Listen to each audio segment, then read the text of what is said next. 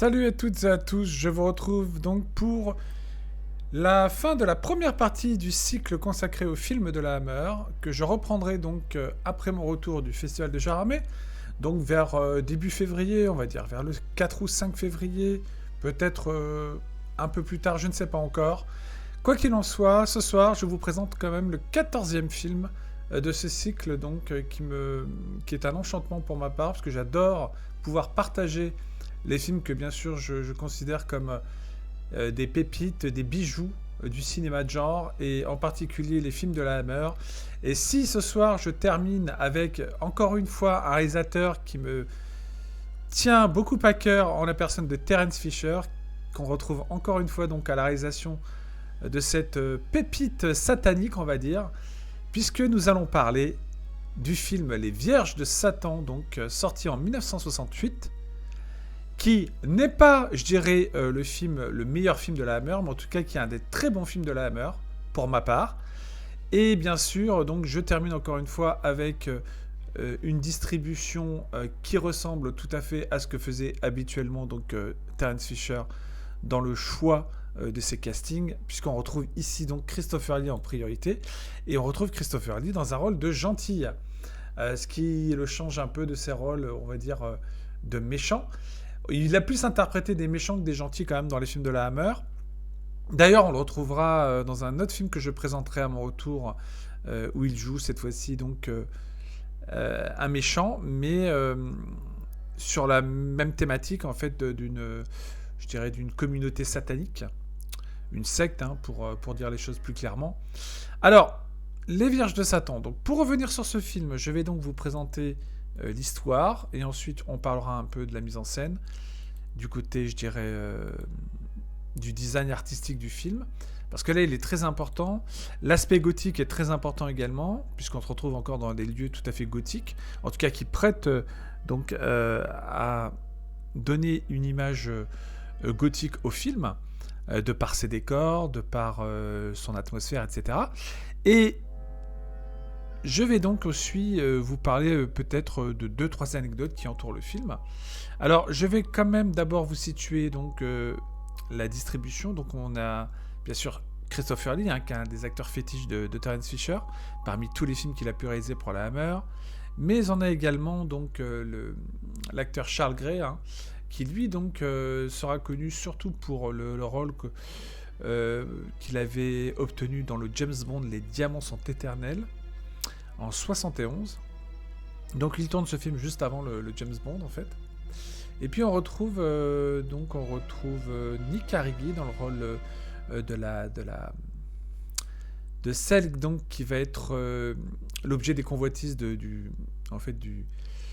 adeptes de cette secte, donc qui est joué par Nick Carigi.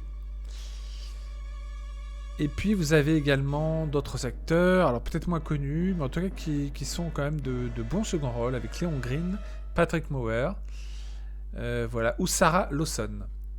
Alors, le film, donc, je vais vous resituer un peu l'histoire, puis ensuite on rentrera un peu plus dans le détail, du point de vue également de la mise en scène par la suite.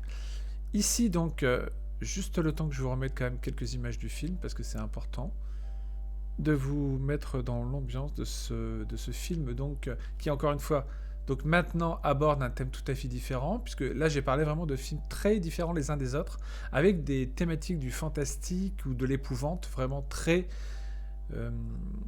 différentes les unes des autres. Vous voyez, on a abordé vraiment tous les grandes figures de l'épouvante, puis des thèmes différents. Ici, c'était l'un des premiers films d'ailleurs sur, je dirais, une secte diabolique, qui pratique dans des sacrifices humains et qui essaie de faire renaître tout simplement le diable en personne. Le diable personnifié, vous verrez, sous l'apparence d'un bouc, etc. Mais je vais y revenir. Alors, pour ce film, juste un instant, je vais vous remettre donc les images, quand même, cette affiche particulière hein, que moi j'aime beaucoup, avec justement la représentation du diable sous la forme d'un bouc, la tête de bouc, avec ses pieds crochus, évidemment. Alors, voilà, donc vous avez quelques images qui défilent à l'écran. Et attendez, je vais juste resituer 2-3 choses. Voilà, donc on va revenir un peu sur que nous raconte l'histoire des Vierges de Satan. ou de son titre original The Devil Rides Out, qui voudrait dire le diable chevauche. Alors out, c'est à l'extérieur, donc le diable chevauche, on va dire dehors, quoi. En fait, c'est un titre un peu bizarre, je trouve. Alors faut savoir que donc ce film est adapté donc d'un roman. Et surtout, il est scénarisé, il est adapté par Richard Matheson, qui est un grand auteur déjà de romans de science-fiction ou fantastique, Richard Matheson, qui a travaillé notamment pour la série La Quatrième Dimension, la célèbre série, la série mythique, inoubliable. Et donc Richard Matheson donc, a écrit, donc adapté, le roman de Dennis Whitley, The Devil Rides Out. Voilà, et donc c'est déjà un gage de qualité parce que c'était quand même un très très grand, on va dire, écrivain talentueux déjà à la base, et puis c'est devenu aussi en parallèle un scénariste vraiment qui a travaillé sur des films vraiment intéressants. Il a écrit un roman qui a été maintes fois adapté qui s'appelle Le Survivant, voilà, dont une version avec Charlton Heston qui s'appelait Le Survivant justement. Voilà, donc il a écrit parmi les films, hein, bien sûr, les livres les plus connus, ou même les œuvres adaptées les plus connues. Il y a eu La Maison des damnés, de son propre roman, justement. L'homme qui rétrécit, Je suis une légende, bien sûr. Le jeune homme, la mort et le temps, qui donc donnera le magnifique chef-d'œuvre de Janos Fark, Quelque part dans le temps. Voilà, et puis tout un tas d'autres livres qui n'ont pas encore été adaptés, mais en tout cas, sans compter les scénarios qu'il a écrits pour les cinéastes. Voilà, les recueils de nouvelles, etc. Donc c'est vraiment, donc, encore une fois, qui prouve que la Hammer donc, est capable de s'entourer vraiment de personnes vraiment capitales, en tout cas pour que le film en tout soit vraiment qualitatif en termes d'écriture, de scénario. Et au niveau de la mise en scène, c'est Terence Fisher. Donc Terence Fisher avait déjà réalisé beaucoup de films pour la Hammer quand il sort Les Vierges de Satan en 68. Donc vraiment, encore une fois, une mise en scène absolument immersive. Vous verrez, je vous parle de 2-3 scènes vraiment que je trouve vraiment magistrales dans le film. Notamment donc une scène...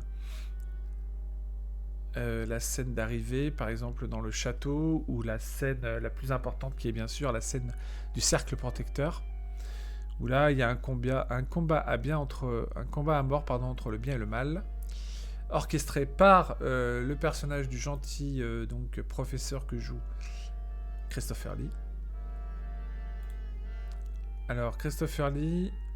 Voilà, donc, qu'on retrouve ici, donc, dans le rôle du duc, pardon, c'est pas un professeur, il joue le rôle du duc de Richelieu, d'après mes notes, voilà, que je n'avais pas relu. Donc, l'histoire des Vierges de Satan, pour résumer, donc, c'est le duc de Richelieu, donc, qui est un expert en démonologie, soupçonne donc un de ses amis, Simon, et sa nièce, donc Tanit, d'être tombés sous la coupe d'une secte de satanistes. Donc, il réussit alors à arracher le jeune homme donc, des griffes de ce groupe satanique, donc Simon. Mais pas Tanit, par contre, qui elle reste prisonnière sous l'emprise du chef de la secte, dans le but de la sacrifier pour faire renaître, ou faire plutôt, oui, apparaître le mal avec donc la renaissance de Satan. Donc pour la sauver, le duc va devoir recourir à la magie blanche et se battre dans un combat à mort, donc contre le mal, contre cette secte, et donc utiliser des stratagèmes pour trouver, je dirais, des parades qui sont vraiment des passages vraiment, je dirais, vraiment très intenses par moments du film. Le film en lui-même, je trouve qu'il a vraiment, encore une fois, ce côté vrai réalisme, parce que là, on parle d'une secte, donc on va essayer de donner, comme les sectes ont déjà existé, et des sectes sataniques qu'il y en a eu dans la vraie vie. Alors ici, il y a un peu de fantaisie, évidemment, tout ça, parce qu'on a le droit quand même à des apparitions de démons, etc. Il y a quand même donc une recherche, encore une fois, sur... je parle de par l'écriture du scénario, de quelque chose qui ressemble justement à ce que les sectes pratiquent, donc la démonologie, l'incantation à travers et les sacrifices, bien sûr, les incantations de démons, les incantations du prince des ténèbres, hein, donc de Satan. Et voilà encore un sujet donc, que la Hammer n'avait pas abordé hein, dans les films qu'ils ont proposés en tant que producteur voilà, de cette firme. Et je trouve ça intéressant, vraiment ici, encore une fois, grâce évidemment au casting qui est excellent, grâce à... Alors là, on est vraiment justement grâce aux décors qui sont encore sublimés justement par cette mise en scène où on va travailler beaucoup sur la tonalité des séquences au niveau des couleurs, vous voyez, de rendre qu'il y ait un rendu visuel quand même qui soit réaliste aussi, puisque ici on est principalement, je dirais, dans une sorte d'immense château où vont se dérouler donc des cérémonies sataniques. Donc Christopher Lee qui mène 2-3 personnes avec lui pour combattre ces forces du mal, donc va être à un moment donné piégé dans un cercle. Enfin, il va créer un cercle pour, quand ils sont poursuivis par les adeptes de la secte, créer un cercle par exemple, qui est pour moi la meilleure séquence du film, hein, la séquence du cercle protecteur, pour pouvoir donc se protéger des facéties et autres supercheries du démon. Le but étant de ne pas laisser renaître le diable en personne. Et voilà, donc moi j'aime beaucoup cette thématique qui a été maintes fois exploitée par la suite, hein, au cinéma évidemment, dont un film dont je vous parlerai, que je trouve absolument génial, qui s'appelle... Attendez, je vais remonter un peu aussi l'ambiance musicale. Alors la musique est signée James Bernard, hein, juste pour info.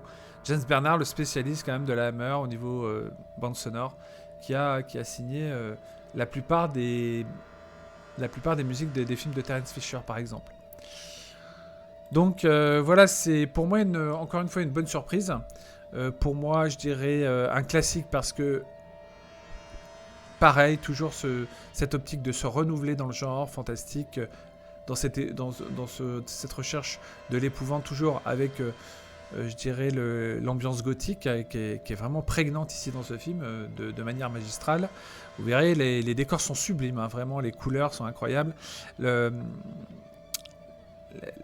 L'atmosphère que dégage le film par rapport justement aux adeptes de la secte et puis aussi aux apparitions donc qui concernent les démons, ou en tout cas les apparitions démoniaques plutôt, on va dire, puisque c'est plutôt on va dire les peurs de chacun qui s'expriment à l'écran. C'est-à-dire qu'en fait, à un moment donné, donc la fameuse scène du cercle protecteur, donc là le démon va faire surgir les angoisses de chacun, leur peur primale en fait, et donc ça va se matérialiser sous forme de visions cauchemardesques, bon, qui ont peut-être un peu vieilli, je dirais, à l'écran aujourd'hui, puisqu'on est quand même en 68, mais qui encore une fois en 68 devait être plutôt impressionnante pour l'époque.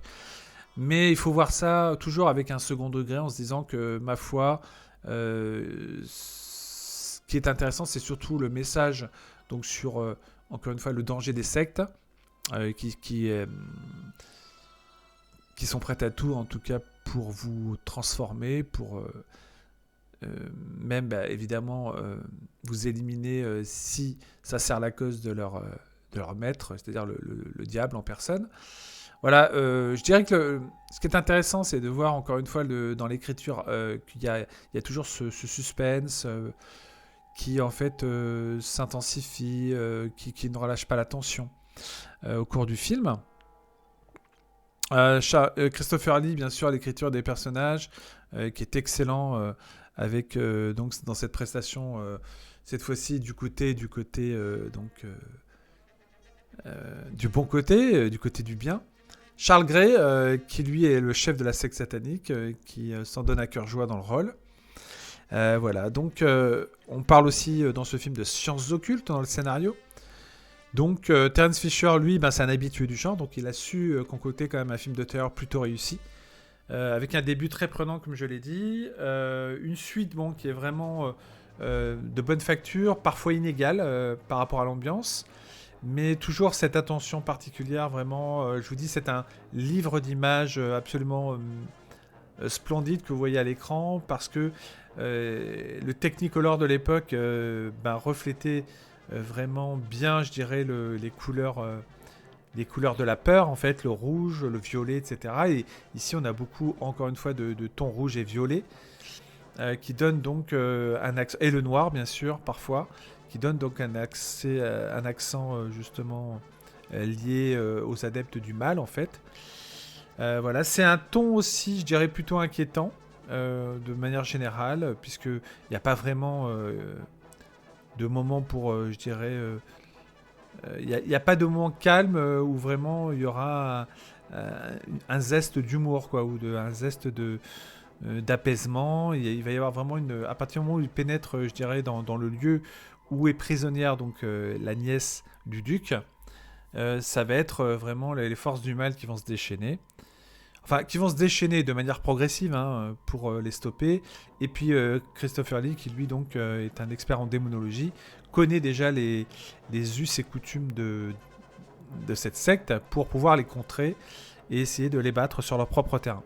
Voilà, donc c'était un bon film satanique, comme on en faisait à l'époque, en tout cas dans les fins des années 60, début des années 70, il y a eu quand même pas mal de films autour du démon. Évidemment, vous vous en rappelez peut-être de L'Exorciste, ce chef-d'œuvre absolu de William Friedkin. Il y a eu également des films comme La pluie du diable de Robert Fuest. Il y a eu bien sûr le film dont je parlerai, que j'adore aussi, Une fille pour le diable, avec Nastasia Kinski, sur lequel il faudra revenir, et où cette fois-ci Christopher Lee joue le rôle du chef de la secte satanique, vous voyez, comme quoi il revient donc à ses premières amours, c'est-à-dire le rôle du méchant. Voilà, mais j'y reviendrai sur ce film dont il faut absolument que je vous parle. Voilà, très important, donc l'histoire est bien écrite parce que c'est Richard Matheson. Donc classique de la mer, oui, parce que encore une fois, renouvellement dans le genre, et classique de la mer parce que l'histoire et même la mise en scène, vraiment, c'est de haute facture. C'est pas le meilleur film de la Hammer pour moi, c'est quand même, comme je vous l'ai dit, un excellent film de la Hammer.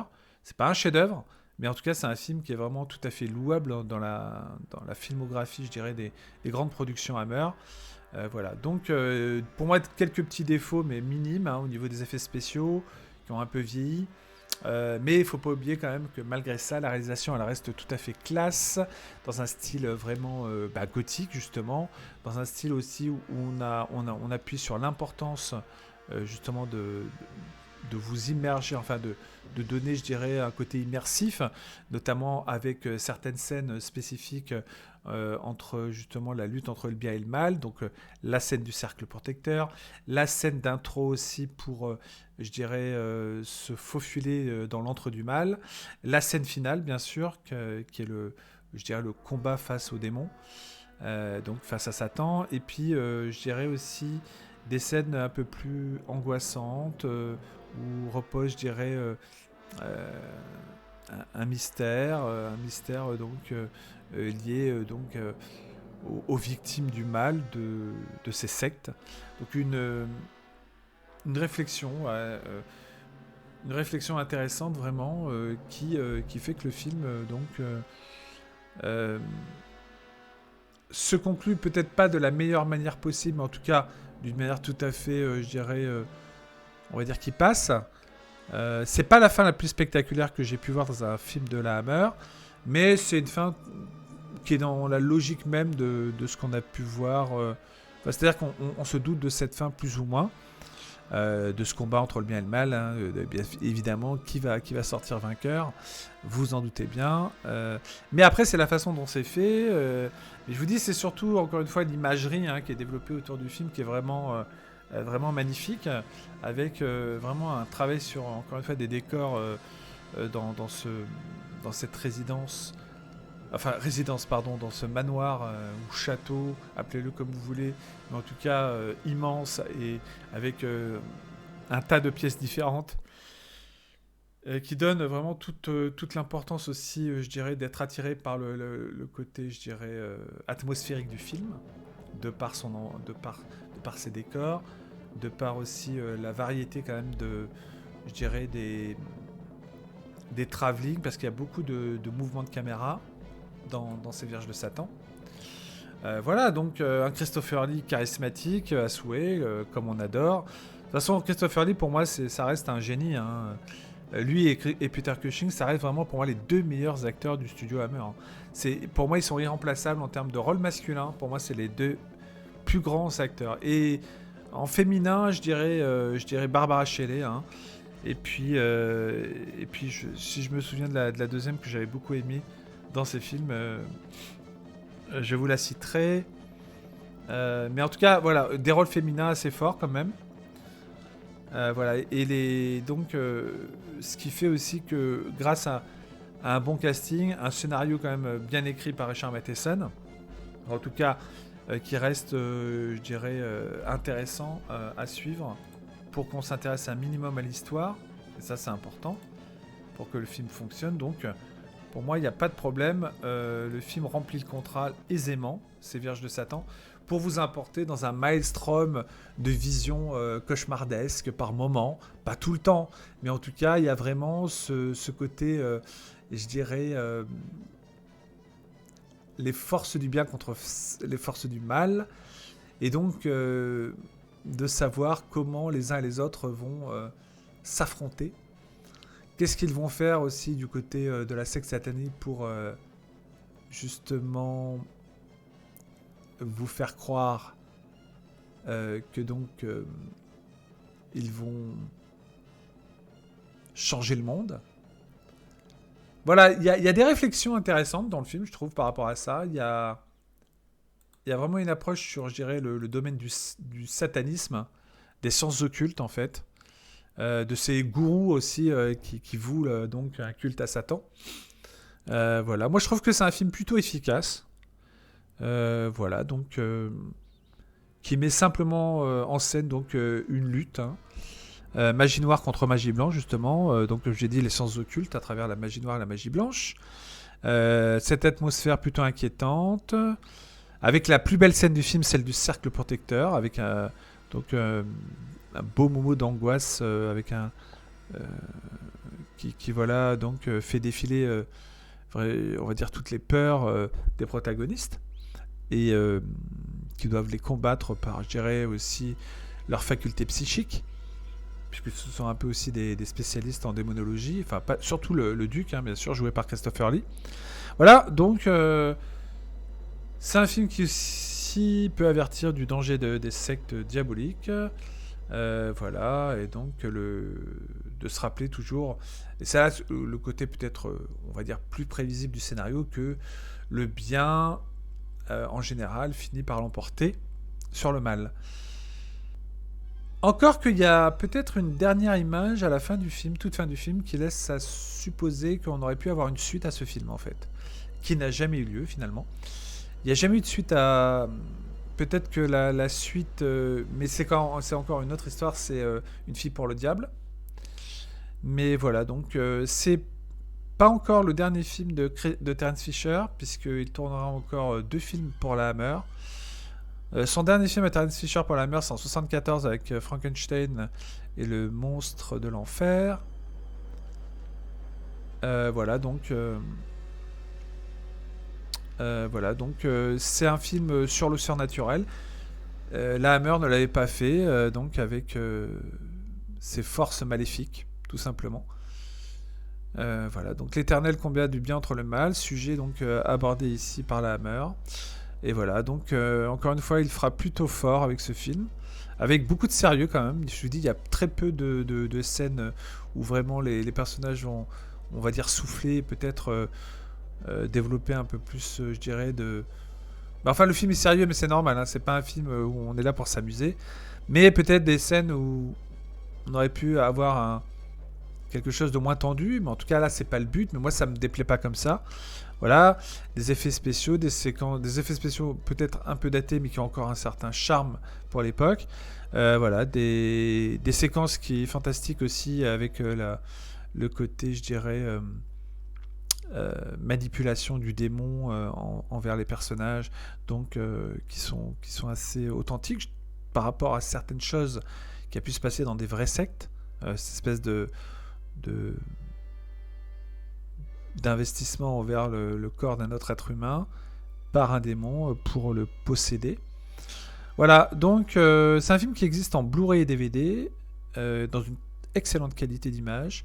Et encore une fois, je vous le dis tout le temps, mais les films de la Hammer, il faut absolument les découvrir dans une excellente qualité d'image, pour vraiment pouvoir les apprécier à leur juste valeur, parce que sinon ça dénigre complètement, je dirais, la qualité globale du film, et ça, c'est pas le but, puisque tout est basé quand même sur l'atmosphère, les décors, comme vous pouvez le constater ici sur cette image. Par exemple, la salle de cérémonie ici, vous voyez bien qu'il y a quand même une attention toute particulière vraiment à chaque élément du décor pour qu'on y croit aussi un minimum.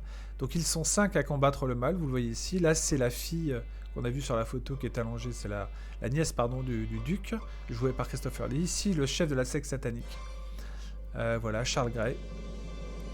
Donc très très bon film, vraiment, que je vous invite à découvrir hein, si vous ne connaissez pas. Voilà, donc avec ouais, des belles surprises, parfois dans l'histoire, qui font que le film n'est jamais trop ennuyeux, vous voyez. Il y a quand même pas mal de rebondissements jusqu'à la fin. Surtout que le film, je vous dis, hein, il fait 1h34, voilà. Donc c'est largement suffisant pour raconter une histoire de ce genre.